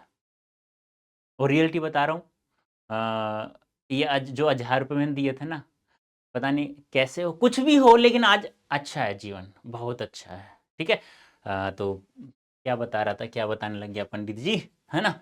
आगे देखिए, लेखक क्यों कहता है कि उदास होना बेकार है। लेखक इसलिए कहता है यार, ये अशोक का फूल मस्ती से रह रहा है, तुम्हें उदास क्यों, क्या चिंता सता रही है तुम्हें, नहीं रहना चाहिए उदास, अशोक के फूल की तरह। देखो, लेखक कहता है कि उदास होना बेकार है, क्योंकि अशोक का फूल अपनी मस्ती में झूम रहा है, उसका कुछ भी नहीं बिगड़ा, उदासी केवल मनुष्य के मन की उपज है, यह है जीवन की कोई सकारात्मक बदलाव नहीं लाते। नेक्स्ट, गद्यांश का भाव स्पष्ट कीजिए, यानी गद्यांश का भाव क्या है, व्यक्ति के अतीत के बातों पर उदास होने के बजाय वर्तमान में जीना चाहिए, जीवन में सहजता और मस्ती का भाव अपनाना चाहिए। हमेशा मैं तो ये कहता हूं, तुम भविष्य की सोचते, वर्तमान को तो सुधार लो कम से कम। तुमने सोचा कि मैं कलेक्टर बनना चाहता हूं, और अब पढ़ नहीं रहा नालायक, कलेक्टर कैसे बन जाएगा, उसके लिए मेहनत करनी चाहिए ना। तो वर्तमान अच्छा रहा तो भविष्य भी अच्छा रहेगा। मैं कहता हूं ना, आप पढ़ाई करो, फिर मुझे बताना आपके सपने क्या क्या, आज बता दो, लिस्ट दे दो, सर मेरे ये सपने हैं, रोज आना पढ़ो, ईमानदारी, चाहे जितने भी घंटे चाहिए ना उतने ही पढ़ो, सारे सपने अपने आप पूरे हो जाएंगे। गद्यांश की भाषा शैली विशेषताएं, तो भाषा शैली सरल, प्रभाव में सहज है, इसमें लाक्षणिक प्रतीकात्मकता का प्रयोग हुआ है। लेखक अपनी बात को प्रभावशाली ढंग से समझाने की कोशिश के लिए मुहावरों प्रतीकों का सहारा सभी लेते हैं। भाषा सरल सहज, सभी की भाषा होती है, मुहावरों प्रतीकों का प्रयोग लगभग लगभग कवि लेखकों ने किया है, क्योंकि कोई भी लेखक कवि होता है अपनी बात को पाठकों को अच्छे से समझाने के लिए इन सब चीजों का प्रयोग करता है। नेक्स्ट, अब ये आ गया पद्यांश, दुर्बलता का ही चिन्ह विशेष शपथ है, अब अबलापन के लिए कौन शपथ है, यदि मैं उकसाई गई भरत से हूं, तो पति सम्मान ही स्वयं पुत्र भी कहूं, ठहरो मत रोको मुझे, ठहरो मत रोको मुझे, कहूं सो सुन लो, पाओ यदि उसमें सार, उसे जब चुन लो, करके पहाड़ सा पाप मौन रह जाऊं, राही भर भी अनुताप न करने पर। बता सकते हो, ईमानदारी से बताओ, पता है कहां से लिया गया, याद है, मैथिली शरण गुप्त, हाँ, महाकाव्य अभी बताया था, साकेत उर्मिला के विषय पर लिखा गया है 1931 ईस्वी में। ठीक है, 8वें सर्ग से लिया गया है, जहां केकई के पश्चाताप को व्यक्त किया जा रहा है। रेखांकित अंशों की व्याख्या क्या है, रेखांकित अंश इनके जो ये दुर्बलता के जीवन विशेष शब्द है, इनका बताना है आप लोगों को। इन पंक्तियों में केकई, और मैंने एक एक पद का, एक एक पंक्ति का, एक एक शब्द का अर्थ मैंने बहुत अच्छे से पढ़ा है, आप लोग देख लेना। ठीक है, उन्होंने पहाड़ जैसा बड़ा पाप किया है, लेकिन क्या वे चुप रहकर राई के बराबरी पश्चाताप नहीं करे। राई यानी, राई जानते हो ना, छोटी छोटी बिल्कुल मिहीन माहिन सी, वह अपने पाप का प्रायश्चित करना चाहती है और लोगों से अपनी बात सुनने का आग्रह करती है कि मैंने इतना बड़ा पाप कर दिया है, करके पहाड़ सा पाप मौन रह जाऊं, राई भर भी अनुताप नहीं कर पाऊं। पंक्तियों में कौन सा अलंकार है, तो देखो पहाड़ सा पाप, देखो उपमा अलंकार की पहचान, कहीं पर भी सा, सम, सरीस, जिमी, ईव, तुल्य, जैसा, ऐसे जहां पे ये योजक वाचक शब्द आ जाते हैं ना बेटा कहीं पर भी, तो याद रखना उपमा अलंकार होता है। देखो, पहाड़ सा पाप, पहाड़ के समान पाप, ऐसे। जहां कर्मधारी अलंकार होता है वहां भी लगभग लोग उपमा अलंकार। राही भर अनुताप में अतिशयोक्ति अलंकार, अतिशयोक्ति यानी क्या होता है, बढ़ा चढ़ाकर किसी, देखो राई भर अनुताप, इतना बड़ा दुख, राई तो छोटे सा है, इतना बड़ा बताया जा रहा है, राई छोटी सी है भाई, और उसे बड़ा सारा पाप बताया जाए, दुख बताया जाए, तो वो तो क्या है, अतिशयोक्ति अलंकार। अतिशयोक्ति अलंकार कहाँ होता है, किसी भी कथन के बारे में बढ़ा चढ़ाकर कहा जाता है, जैसे हम लोग कहते हैं यह दंतुरित मुस्कान मृतक में भी जान डाल देगी, यह दंतुरित मुस्कान, छोटे छोटे बच्चे की दांतों वाली मुस्कान मरे हुए इंसान को जगा देगी, यानी उसमें जान डाल देगी, ऐसा हो सकता है। अब मान लो काल्या और दोहलिया दो दोस्त हैं, काल्या मकान बना रहा है, दोहलिया कह रहा है अरे काल्या, इतना ताजमहल बनकर कब तैयार होगा, मकान को ताजमहल बना दिया भाई, पहली बात तो ये। दूसरा देखो, अतिशय धन उक्ति, दो शब्दों से बनाइए, अतिशय धन उक्ति, अतिशय धन उक्ति, अतिशय यानी बढ़ा चढ़ा, उक्ति यानी कथन। और कहां कहां होता है, कारण से पहले कार्य हो जाए, या कारण और कार्य दोनों एक साथ हो जाए, तो वहां पर भी अतिशयोक्ति अलंकार होता है। जैसे कि आपने सुना होगा, महाराणा प्रताप चेतक घोड़े को लेकर आते हो तो नाला बाहर नाला सामने आ जाता, तो वो सोचता है उतर करके कि चेतक घोड़े को कैसे नाला पार करवाया जाए। वो तो सोच रहा था, पीछे घूम के देखा तो चेतक नाला पार कर चुका था, यानी कारण से पहले कार्य हो गया।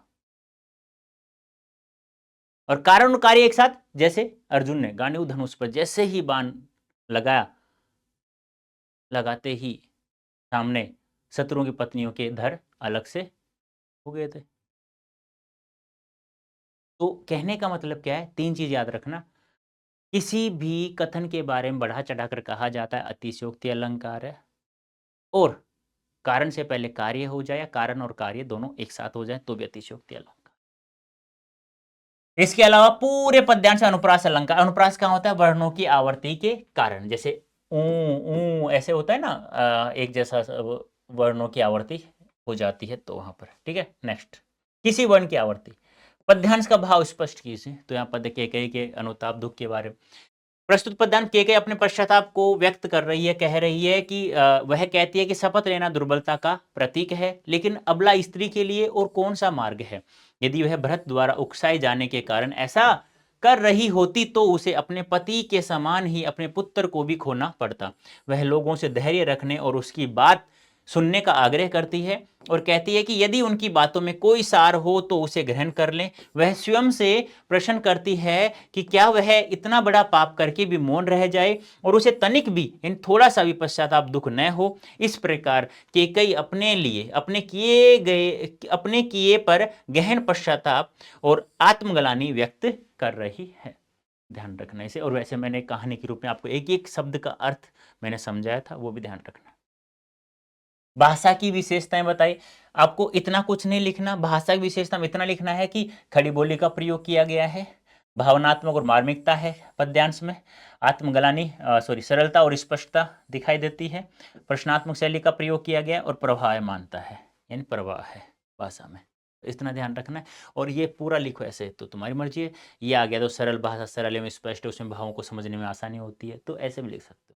नेक्स्ट, लज्जाशीला पथिक महिला जो कहीं दृष्टि आए, बताइए मुझे जल्दी से कहां से लिया गया है, जल्दी से फटाफट बताइए मुझे एक बार, कहां से लिया गया है यह पद्यांश, कहां से लिया गया है, बता सकते हो मुझे जल्दी से। अभी मैंने आपको बताया था, याद हो तो, खड़ी बोली का प्रथम महाकाव्य 1914 में, जिसमें कृष्ण जी के जन्म से लेकर मथुरा गमन तक का उल्लेख मिलता है, याद है, प्रिय प्रवास से लिया गया है। अयोध्या सिंह उपाध्याय हरिओद प्रिय प्रवास से 1914 में लिखा गया है। खड़ी बोली का प्रथम महाकाव्य कहा जाता है। कृष्ण जी के जन्म से लेकर मथुरा प्रवास तक का उल्लेख मिलता है। रेखांकित अंश की व्याख्या तो यहाँ पे जो ये है, मैं आपको जब पढ़ाया था तब समझा भी दिया था, वैसे भी देख लीजिए। इन पंक्तियों में राधा पवन से कह रही है कि अगर तुम्हें कोई, पवन दूती का है तो प्रिय प्रवास से लिया गया ना, पवन दूती का वहां से, अगर तुम्हें कोई थकी हुई, देखो कि जो थोड़ी सी श्रमिक वह गोद ले श्रांति खोना, होठों की वो कमल मुक्सी मलानताएं मिटाना। कहने का मतलब क्या है, हवा से कह रही है, पवन से कह रही है कि तुम्हें रास्ते में कोई थकी हुई महिला मिल जाए तो उसको अर्धनग्न मत कर देना। यानी कहने का मतलब क्या है, हवा इतनी तेज मत चलाना, तो इतनी तेज मत चलना कि उनके कपड़े इधर उधर हो जाएं। यदि वो आपको थकी हुई मिले तो उसे अपनी गोद में बिठाना, मतलब उसके चारों तरफ घूमना, जिससे उसकी मुस्कान जो है होठों की वो आ जाए। तो वही बात यहाँ बताई गई है। राधा पवन से कह रही है कि अगर तुम्हें कोई थकी हुई पथिक स्त्री मिले तो तुम धीरे धीरे से उसे स्पर्श करके उसकी थकान दूर कर देना, उसे अपनी गोद में लेकर, अर्थात उसे चारों ओर से घेर कर उसकी थकान मिटा देना, जिससे उसके होठों और कमल जैसे मुख की मुरझाई हुई सुंदरता प्रफुल्लित हो उठे। राधा लज्जाशील पथिक महिला के विषय में क्या कहना चाहती है। राधा पवन से कहती है, अगर रास्ते में कोई शर्मिली पथिक स्त्री दिखाई दे तो उसे नग्न न होने देना, यानी उसके वस्त्रों को अव्यवस्थित मत कर देना, बहुत तेज मत चलना हे पवन। अब मेरी बात सुनो ध्यान से। आप लोगों को परिश्रम बैच में प्रत्येक पद्यांश संबंधित ये जिस प्रकार से ये सवाल पूछे जा रहे हैं पद्यांश दे करके और फिर ये क्वेश्चंस आते हैं, तो ये सब चीज़ें मैं करवाता हूँ आप लोगों को। तो आप लोग जल्दी से ज्वाइन हो जाइए क्योंकि समय बहुत कम है, क्योंकि अब की बार हमें 2 लड़ाइयाँ लड़नी है। क्लास 12th में 95% अधिक लाना है और सीयूटी में 100% मार्क्स लाना। तो देर ना करें बेटा आप। होठों की ओ कमल मुख में कौन सा अलंकार? तो कमल मूल, कमल जैसा यानी मुख रूपी कमल, यानी मुख को किसके समान बताया? कमल के समान। ये उपमेय है, ये उपमान है, यानी उपमेय को जबरदस्ती जब उपमान बनाया जाता है तो वहां पे रूपक अलंकार होता है। मुख को सीधे कमल का रूप दिया गया। जलद और कृषक ललना का अर्थ बताए। जलद बादल हो गया, कृषक ललना यानी कि किसान की पत्नी या बेटी हो गई। जलद यानी बादल हो गया, कृषक ललना यानी किसान की स्त्री या किसान की बेटी। अब साहित्य परिचय देते हुए ये महत्वपूर्ण है। देखो मेरी बात सुनना। हजारी प्रसाद द्विवेदी जी, अब्दुल कलाम और वासुदेव शरण अग्रवाल। स्टार्ट में मैं प्रत्येक चैप्टर का जीवन परिचय आप लोगों को पढ़ाता हूँ और उसके साथ साथ कौन कौन सी रचनाएं लिखी उन्होंने, साहित्य में उनका क्या क्या योगदान है, कैसी भाषा है, कौन कौन सी रचनाएं लिखी, ये सब चीजें मैं आपको करवाता हूँ। तो मेरा कहने का मतलब क्या है, जो आपके मूल चैप्टर में जो मैंने पढ़ाया है आप लोगों को, उसमें से देखो बहुत बड़ा है वो, और उसमें से आपको 80 शब्द लिखने हैं बस। कितने शब्द लिखने हैं? 80 शब्द लिखने हैं बस, और कुछ नहीं लिखना। जैसे कि मैं कहूँ कि जैसे हजारी प्रसाद द्विवेदी जी, 1907 में जन्म होता है, आरत का दुबे का छपरा, सॉरी दूरे का दुबे का छपरा, ठीक है, ऐसे है ना। तो कहने का मतलब क्या है, कौन कौन सी रचनाएं लिखी हैं अभी बताया, बाणभट्ट की आत्मकथा, चारों चंद्र लेख, पुनर्वा, है, ठीक है। तो ये चीजें मतलब आप लोगों को ये सब चीजें ध्यान रखना, लेकिन अपने पाठ्य पुस्तक में जो है ना, वो तो कम से कम ध्यान में रखो। वो है 500, वहां है 500 शब्द, और 500 में से आपको कितना ध्यान रखना है? मात्र 80। जन्म कब हुआ, मृत्यु, कहाँ जन्म होता है, कौन कौन से नाटक, कौन कौन से उपन्यास, कौन कौन सी कहानियां लिखी, एक एक लिखो तो लिखो, या प्रमुख रचनाओं के नाम से लिख दो। फिर उन्होंने साहित्य में क्या-क्या योगदान दिया, जैसे मैंने आदिकाल के बारे में बताया, आदिकाल को आदिकाल नाम दिया, आदिकाल संबंधी रचनाएँ 3 पुस्तकों में इन्होंने रख देनी। ये सब चीज़ें आप लोगों को बताना है। हिंदी साहित्य के इतिहास कितने कालखंड, ये सब चीज़ें जो भी मैंने पढ़ाया है ना, देखो मेरा पढ़ाने का जो तरीका था ना, वो मैं आपकी पुस्तक से भी बहुत कुछ चीज़ें मैं वो तो पढ़ाता साथ में कुछ अलग चीज़ें और पढ़ा देता हूँ। क्योंकि एग्ज़ामिनर जो होता है ना हिंदी का, वो जैसे मेरी तरह मैं जैसे 5 बार जेआरएफ हूँ हिंदी से, तो ऐसे ही वो भी नेट जेआरएफ, कोई गवर्नमेंट टीचर ऐसे ऐसे होंगे, तो उनको साहित्य के बारे में बहुत अच्छा ज्ञान होता है। तो वो क्या करते हैं, मैं क्या करता हूं, मेरी बात सुन लो, मैं क्या करता हूं, मैं कभी भी तुम्हारे चैप्टर को नहीं पढ़ता हूं, जो उनका जीवन परिचय दिया हुआ है ना, वो मैं कभी नहीं देखता हूं, क्योंकि मुझे पता है कि हजारी प्रसाद द्विवेदी जी के बारे में जितना मैं जानता हूं ना, यदि बच्चा उसमें से मेरे अकॉर्डिंग 50% शब्दों को भी लिख देता है तो मैं फुल मार्क्स देता हूँ, 100% मार्क्स। और बच्चा कुछ अलग ही लिखता है, मेरा मान लो मेरा पढ़ा हुआ नहीं हो, क्योंकि सब कुछ तो मेरा पढ़ा हुआ नहीं है, तो फिर मैं वो चैप्टर देखता हूँ, हाँ यार ये चैप्टर में ये है, बच्चे ने ये लिखा है, ठीक है, इसको 90% मार्क्स दे दो, काम चल जाएगा। इसलिए मैंने इनका आपके सामने यहाँ आंसर नहीं दिया, इसीलिए नहीं दिया क्योंकि जो 500 शब्द में से आपको 80 शब्द जितने याद रहे, जो मैंने कहा ना मुख्य मुख्य चीजें, जन्म कब हुआ, मृत्यु कब हुई, जन्म स्थान कहाँ है, कौन कौन सी रचनाएं लिखी, और साहित्य में क्या क्या योगदान है, ये सब चीजें, भाषा शैली, ये सब चीजें आपको बताना है। बस कौन कौन सी पत्रिकाएं निकाली, कब कब उन कौन कौन सा पुरस्कार मिल गया, बस ये चीजें बतानी, और कोई भी अलग से कुछ नहीं बताना है आप लोगों को।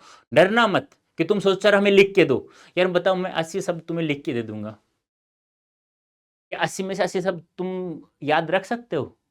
नहीं। तो तुम्हारी बुक के चैप्टर में जो मैंने पढ़ाया पूरा कंप्लीट, उसमें से आपको 500 में से किसी के 400 शब्द हैं, किसी के 300 शब्द हैं, उसमें से कितने उठाने हैं आपको? 80 शब्द उठाने हैं बस। Important important. और जब मैं पढ़ाया था तब मैंने आपको बताया भी था कि ये तो याद होना बहुत जरूरी है। ठीक है, ऐसे ही मैथिली शरण गुप्त जी का, सुमित्रानंदन रामधारी, मतलब इतना लिख सकते हैं यार, मजाक नहीं। हमें कह देना कि इनके बारे में निबंध लिखो तो मजाक नहीं करना, 20-20 पेज भी हम लोग लिख सकते हैं इनके बारे में।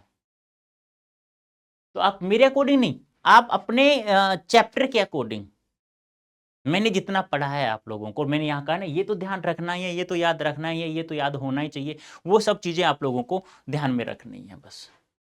मात्र 80 शब्द, ठीक है।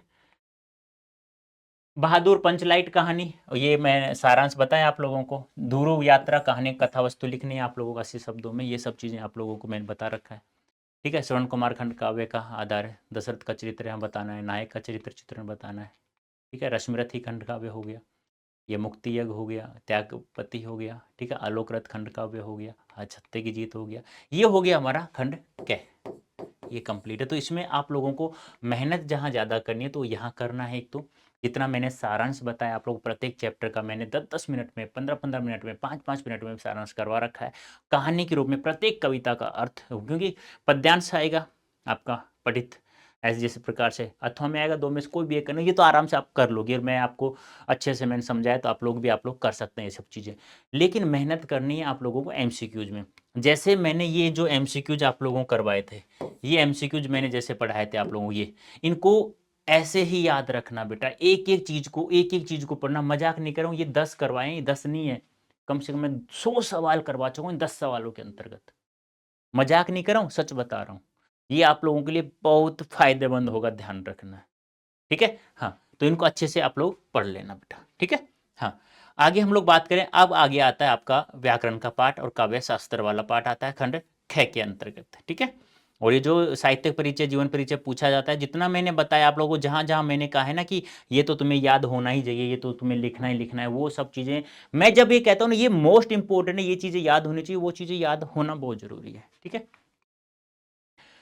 अब है मुहावरों का अर्थ लिख करके वाक्य में प्रयोग करना है कि तलवार की धार पर चढ़ना, तलवार की धार पर चढ़ना मतलब बहुत कठिन कार्य करना, यानी कि आजकल के समय में ईमानदारी से व्यापार करना मानो तलवार की धार पर चढ़ने जैसा। बात तो सही है, ईमानदारी, मैं हमेशा कहता हूं ईमानदारी से पढ़ो, पढ़ तो सकते हैं ईमानदारी से, और वहां टीपने के लिए कुछ भी मिल जाए तो सब ईमानदारी धरी की धरी रह जाती है। लेकिन ईमानदारी पे, सत्यता पे जो रहेगा ना, वो हमेशा इंसान आगे बढ़ता ही रहेगा बेटा। फिर है टका सा जवाब देना, मतलब मैं मना कर देना, मैंने कहा बेटा वही पढ़ ले, नहीं पढ़ू क्या करेगा मास्टर। हाँ, बहुत सारे हैं ऐसे, ढीठ जिसे कहते हैं, आप जैसे नहीं, आप तो बहुत अच्छे हो बेटा, मासूम से हो, ठीक है। तो मतलब साफ इनकार कर देना, मना कर देना। यानी जब मैंने उससे मदद मांगी तो उसने मुझे टका सा जवाब दे दिया। यानी कालिया दोहला दोनों दोस्त हैं, कालिया दोहला की हमेशा सहायता करता है, लेकिन जब धोलिया की बारी आई, कालिया मुसीबत में है, तो उसने मना कर दिया, टका सा जवाब दे दिया। दाल में काला होना मतलब कुछ गड़बड़ होना, कहते हैं ना आज तो दाल में कुछ काला है। क्या है भाई दाल में काला, मतलब कुछ ना तो कुछ गड़बड़ है। और काफी बार कहते हैं पूरी दाल ही काली हो तो मतलब सब कुछ गड़बड़ी करो। पुलिस ने जब चोर की गाड़ी की तलाशी ली तो उसे दाल में कुछ काला लगा। नमक मिर्च लगाना मतलब कालिया ने दोहलिया को कोई बात बताई, यार राजेंद्र सर है ना ऐसे ऐसे ऐसे ऐसे ऐसे ऐसे, और उसने दो चार अपनी तरफ से बात लगा दी और कालिया को गुस्सा दिला दिया। तो वही बात है, मतलब बात को बड़ा चढ़ाकर कहना। तुम्हें तो हर बात में नमक मिर्च लगाने की आदत है। अपठित, अब ये है अपठित। अपठित क्या होता है, यह ए धन पठ धन इत, यानी कि जो तुम्हारा पढ़ा हुआ नहीं है, या नहीं पठन पढ़ा। तो आप लोग इसको कैसे करना है, कम से कम 2 बार पद्यांश को पढ़ो, 2 बार क्वेश्चंस को पढ़ो, तीसरी बार जब पढ़ो ना मोस्ट मोस्ट शब्दों को टिक लगो, चौथी बार समय रहता है सभी के पास, 3 घंटे 15 मिनट कम नहीं होते हैं, बहुत समय होता है। स्टार्ट में मैंने बताया था आप लोगों को, स्टार्ट में ही बताया था 3 घंटे और 15 मिनट का पेपर है, तो बहुत समय मिलता है। अब आप लोग ये कहोगे कि सर समय कम है, तो एक बात बताओ, वो भी यदि समय कम रहेगा तो फिर तो बात ही अलग है। तो देखो पहली बात, कम से कम गद्या अपठित गद्यांश पद्यांश कम से कम बता रहा हूँ 2 बार पढ़ना, और 2 बार ही क्वेश्चंस को पढ़ना, जब तीसरी बार पढ़ोगे ना, 2 बार ही पढ़ना है। जब तीसरी बार पढ़ोगे ना, जब रीड करोगे, तो क्वेश्चंस के आंसर भी आपको दिखाई देंगे। मोस्ट शब्दों को आप लोग अंडरलाइन करते रहना, बस ये काम करना है 3। सबसे पहले गद्यांश को पढ़ना 2 बार फर्राटेदार तरीके। तीसरी बार जैसे गद्यांश को पढ़ लिया, फिर गद्यांश पढ़ा, सवाल पढ़ा, फिर गद्यांश पढ़ा, फिर सवाल पढ़ा। अब तीसरी बार जैसे आराम से पढ़ना है, तो जो क्वेश्चंस आपने पढ़े उसके आंसर भी आपको दिखाई देते रहेंगे, और मोस्ट शब्दों को भी आप रेखांकित करते रहना। बस यही है। ऐसे यह कहना एक भूल है कि इच्छा, असंतोष, लोभ। अब मैं तो एक बार में कर देता हूँ और वहां पे आंसर मिल जाता है, क्योंकि बहुत बार पढ़ लिया, यानी कि आप लोग 15-20 अपठित गद्यांश को हल कर लोगे तो अपने आप आंसर आ जाएगा। यह कहना एक भूल है कि इच्छा, असंतोष, लोभ आदि के कारण मनुष्य आगे बढ़ने को प्रेरित होता है, समृद्धि प्राप्त करता है। वास्तव में इच्छा, असंतोष, लोभ आदि के कारण समाज में शोषण, कुटिलता, अत्याचार, भोगवृत्ति व शांति को प्रोत्साहन, यानी कि ये सब चीजें जो होती हैं, ये सब चीजें को बढ़ावा देती हैं। लोभ के कारण, अपने शब्दों में बदल डालो उसे। लोभ के कारण एक मील खोलकर शोषण की चक्की चलाई जाती है, यानी कि लोभ के कारण कुछ भी कर सकते हैं हम लोग। हमें इच्छाओं का दमन नहीं करना चाहिए। हमारी जो इच्छा है, अब आप एक बात बताओ, तुम कहते हो यार मतलब एक घर में है ना, मम्मी पापा खुश रखना चाहता हूँ, एक अच्छी सी मकान बना जाता हूँ, पढ़ता है नहीं नालायक, फिर कहता है पापा ने बोला यार दिखा ला, मुझे पैसे नहीं है मेरे पास। अरे नालायक, तुझे पढ़ाया था अच्छे से, टीचरों ने भी कहा था बहुत अच्छे से पढ़, तुझे अपना सपना, अपने माता पिता का सपना, दोस्तों का सपना पूरा करना है। मजाक नहीं कर रहा, पढ़ाई एक सबसे आसान काम है, और वो कर लिया ना बेटा, जिंदगी सफल हो जाएगी। लोभ के कारण एक मील खोलकर शोषण की चक्की चलाई जाती है। हमें इच्छाओं का दमन नहीं करना है, बल्कि उनका उदात्तीकरण करना है, दमन करना है, उन्हें स्वस्थ दिशा देने हैं। सत्पुरुष कर्ता, ये आपके ऊपर ही है। आप कुछ भी करो, पढ़ाई कर लोगे, सब उदात्तीकरण, सम्मान, ये सब कर लोगे आप लोग। सत्य पुरुष, अच्छे पुरुष का कर्तव्य है कि भावना से प्रेरित होते हैं, आदर्शों से प्रेरणा प्राप्त करते हैं, एवं निस्वार्थ तथा इच्छा मुक्ति होकर भी धीरे धीरे साहसपूर्वक कर्म करते हुए उन्नति को स्वतः प्राण प्राप्त हो जाते हैं।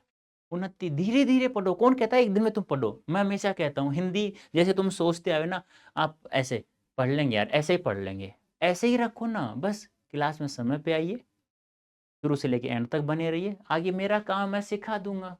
और ये भी सब चीजें जब तुम लाइव आते हो ना, तो तुम पता है क्या करते हो? कमेंट करते रहते हो, फालतू की बातें करते रहते हो। बस वो कमी है तुम्हारी सबसे बड़ी, वो मत करो, फिर देखो जिंदगी के मजे।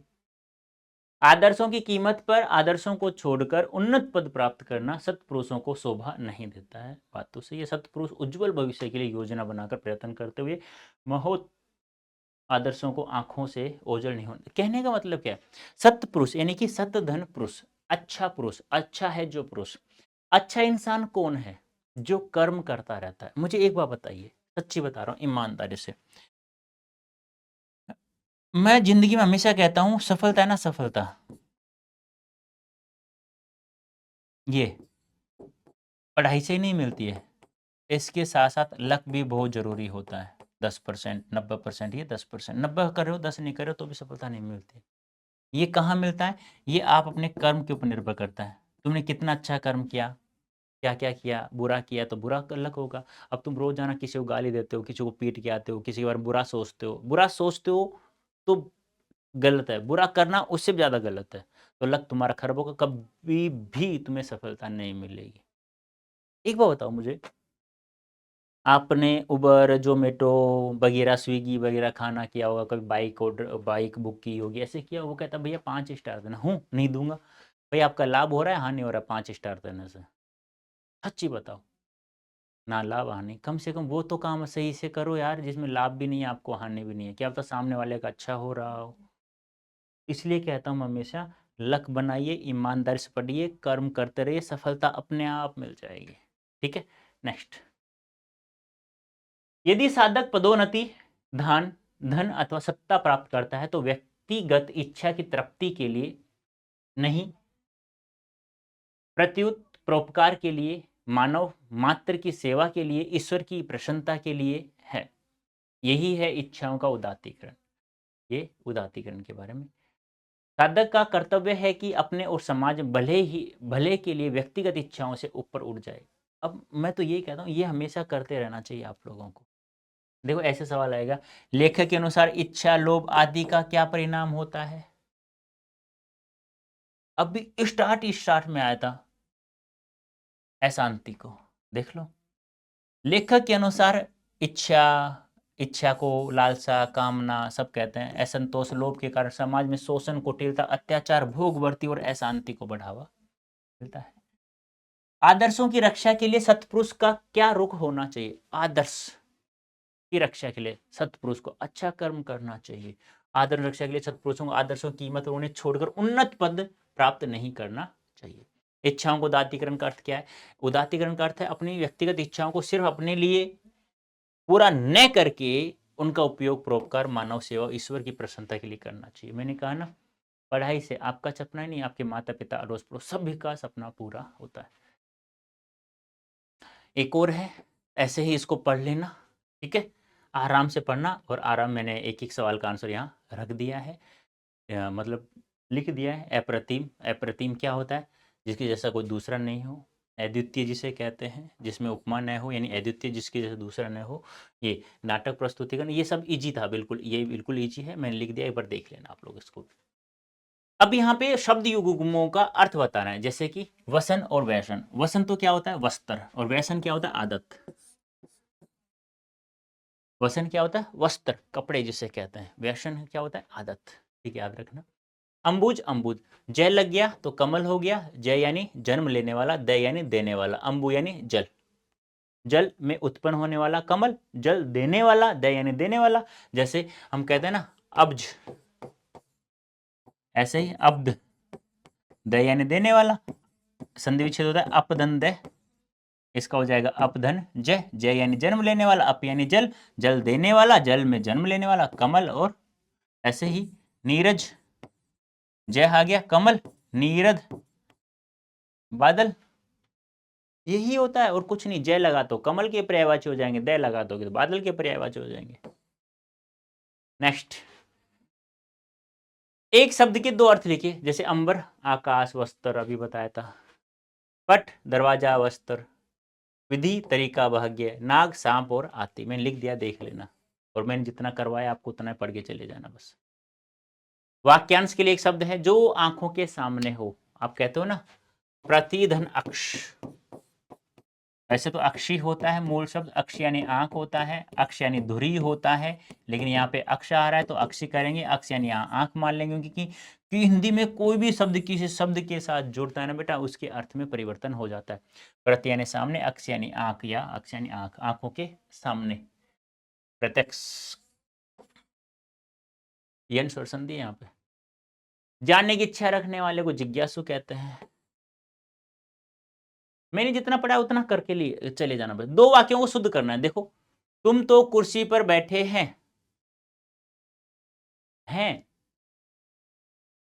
मतलब क्या है? तुम तो कुर्सी पर बैठे हो, है नहीं, बैठे हो।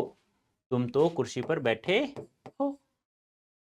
इस सरोवर में अनेकों कमल खिले, यानी इस सरोवर में अनेक, अनेकों नहीं होता, क्योंकि एक का बहुवचन क्या होता है? अनेक होता है। अनेक का अनेकों नहीं होता है। अनेक कमल खिले हैं। सम्मेलन में कवि, ये कवित्री अशुद्ध है, हमेशा बताया मैंने आप लोगों को, कवित्री होता है। और ऐसे ही एक और शब्द होता है रचयिता। आपके एग्जाम में कैसे आता है? वो ऐसे आता है रचयिता, ऐसे आ जाता है, ऐसे कैसे भी आए, ये अशुद्ध है, ये शुद्ध है, ये शुद्ध है, ये शुद्ध कर लेना। कृपया अनुमोदन करने की कृपा करें, ठीक है, करें, ठीक है, तो ये ध्यान रखना, कृपया अनुमोदन करें या करने की कृपा करें। नेक्स्ट, वीर रस और हास्य रस का स्थायी भाव। देखो भी, नो रस, दो और जोड़े गए, भक्ति और वात्सल्य रस, तो 11 हो गए, ठीक है। भरत मुनि ने कितने माने? 8 माने। उन्होंने शांत रस को नहीं माना। तो आपको क्या करना है? जितना मैंने आपको बताया, आपको पूछा क्या जाता है, प्रत्येक रस का स्थायी भाव याद रखो। जैसे श्रृंगार रस का स्थायी भाव रति या प्रेम होता है। श्रृंगार रस को रसराज या 2 भागों में बांटा गया है, उसे वियोग, श्रृंगार, संयोग सब बता चुका हूँ। ऐसे क्रोध का रौद्र, वीर का उत्साह, ठीक है, शांत का सम या शांति, ठीक है। ऐसे प्रत्येक का आप लोगों को यार सच में रियलिटी बताऊं मैं आपको, 11 रस हैं, 11 के स्थायी भाव याद रखो और एक एक उदाहरण याद रख लो, बस काफी है। शुरू से लेके एंड तक मैं वही चीज बता रहा हूं।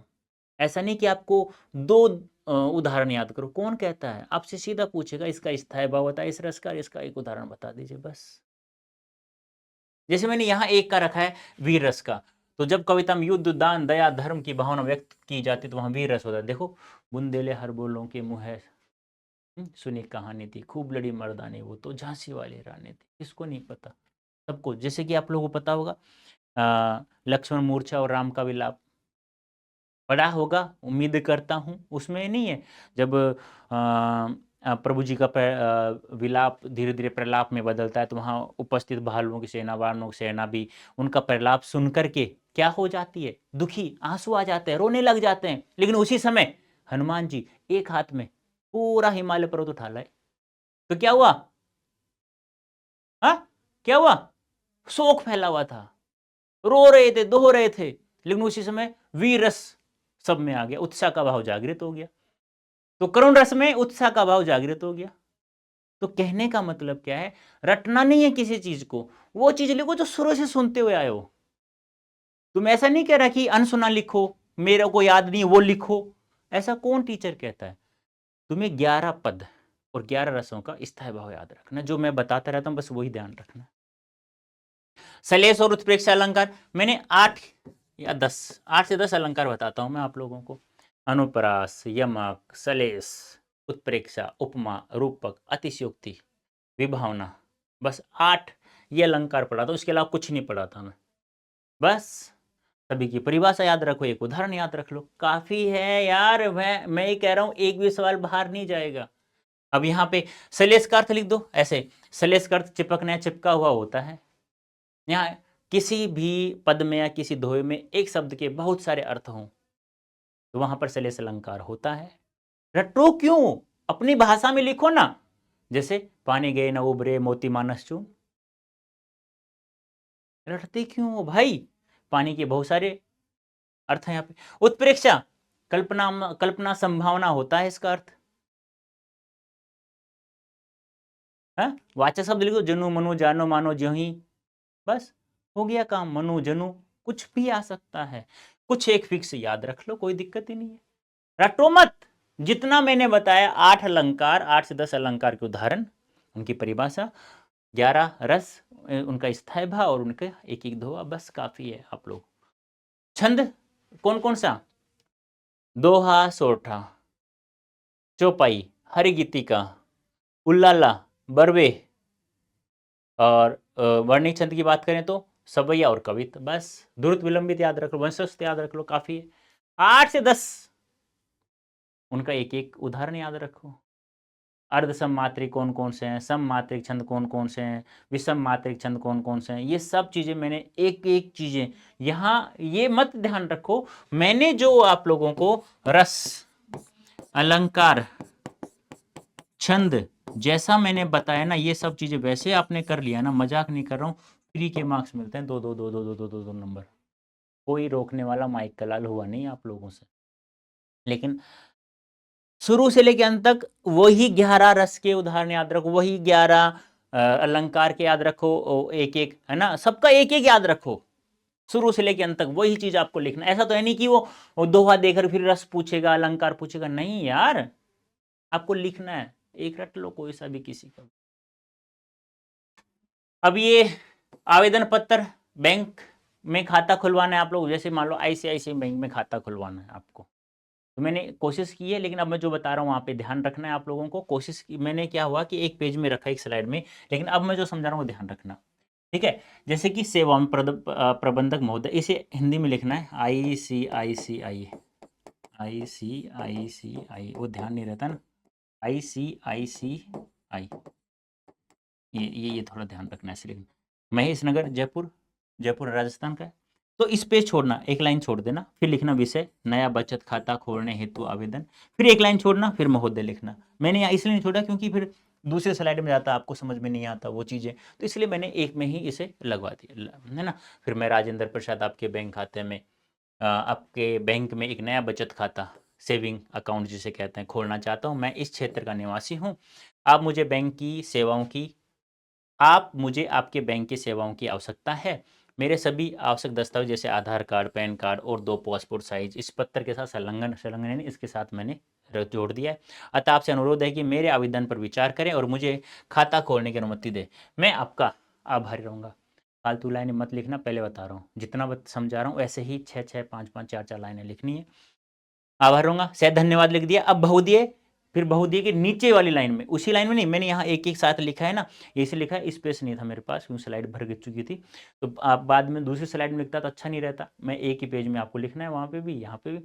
वहाँ लिख सकते हो आप, दूसरे पेज में जा सकते हो, वहाँ तो क्या होता है टीचर देख लेता है, लेकिन मैं यहाँ समझाने की कोशिश कर रहा था, इसलिए बहुदिए के नीचे वाली लाइन में राजेंद्र प्रसाद, फिर अपना एड्रेस नीचे वाली, मतलब ये नेक्स्ट लाइन में होना चाहिए दोनों के दोनों। ठीक है।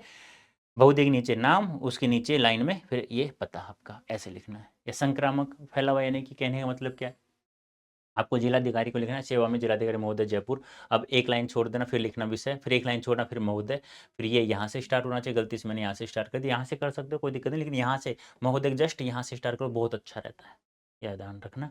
तो मैंने लिख दिया है कि ऐसे ऐसे सफाई नहीं हो रही है, बहुत ज़्यादा गंदगी हो रही है, बहुत सारे मच्छर हो रहे हैं, मलेरिया रोग हो रहा है, फलाना ढीका, जितना भी जानते हो वो आप लोग लिख सकते हो। ऐसे ऐसे लिखना है, वो आपके ये लास्ट वाली चीज़ें ये ऐसे लिखना है अलग अलग लाइन में। ठीक है। और ये हैं आपके निबंध। देश में बेरोजगारी की समस्या, आतंकवाद में समस्या और समाधान, वृक्षारोपण का महत्व, विद्यार्थी और राजनीति, देश की समृद्धि विकास में समाचार पत्रों की भूमिका। ये आप लोग, मैं तो ये कहता हूँ रटना मत किसी भी चीज को, कम से कम, ज़्यादा नहीं। मैं आप लोगों को 8 निबंध बताया था, बस वो बार बार पढ़ते रहना, बस और कुछ नहीं करना है, और बस उन्हीं को बार बार पढ़ना है, वहीं से आ जाएगा लगभग लगभग। और आपका लिखने का तरीका सभी का, लेकिन मैं तो ये कहूँगा सबसे पहले निबंध को लिखने के लिए अपने जो पॉइंट होते हैं ना, पॉइंट्स, वो ऐसे 8-10 बना लो, 1 2 3 ये, बस उनके बारे में फिर 10-10, 5-5, 7-7 लाइनें लिख दो, बस काफ़ी है। ठीक है। तो ये चीज़ें आप लोगों को खुद को मेहनत करनी पड़ेगी यहाँ से। और अब मैं यदि इस पेपर का सारांश की मैं बात करूँ तो सबसे ज़्यादा जो महत्वपूर्ण है वो मैं आपको बता देता हूँ। इम्पोर्टेंट महत्वपूर्ण जो है ना, हिंदी में लिखूँ, इम्पोर्टेंट समझते हैं सब, ठीक है। तो मैं समझता हूँ जो MCQज हैं, जो साहित्य वाला पोर्शन है, हिंदी साहित्य का इतिहास वाला पोर्शन है, यदि वहाँ पर आप लोग 100% मार्क्स प्राप्त कर लेते हैं, मजाक नहीं कर रहा हूँ, फिर पूरे, और हाँ बीच में एक बात और ध्यान रखना, वो संस्कृत भी आती है, वो भी आपको पढ़ाई जा रही होगी, उम्मीद करता हूँ पढ़ रहे होंगे आप लोग अच्छे से उसको। तो यदि ये MCQज आपने सही सही कर लिए तो आप, मजाक नहीं कर रहा हूँ, कोई माई का लाल आपको ये नहीं रोक सकता। आपके नंबर कटेंगे तो यही कटते हैं। और जैसा मैंने आज इस सैंपल पेपर में, इस मॉडल पेपर में मैंने आप लोगों को करवाया, ऐसे आपने पढ़ा ना, या ऐसा करो, मैंने जितना पढ़ा है ना उतना ही ध्यान रखो, उसके अलावा कुछ भी ध्यान रखने की आवश्यकता नहीं है, नहीं है, नहीं है। फिर भी ज्ञानी बनना हो किसी को तो कहीं पे भी दौड़ सकता है, लेकिन बाद में कहेगा अरे यार राजेंद्र सर ने सही कहा था, कहीं मत दौड़ो, जितना पढ़ा हूं उतना पढ़ो, मजा है, मजा है, मजा है। मजाक नहीं कर रहा हूं, 95% अधिक अंक मिल जाएंगे, आ रहा हूं, कोई सवाल बाहर नहीं जाएगा।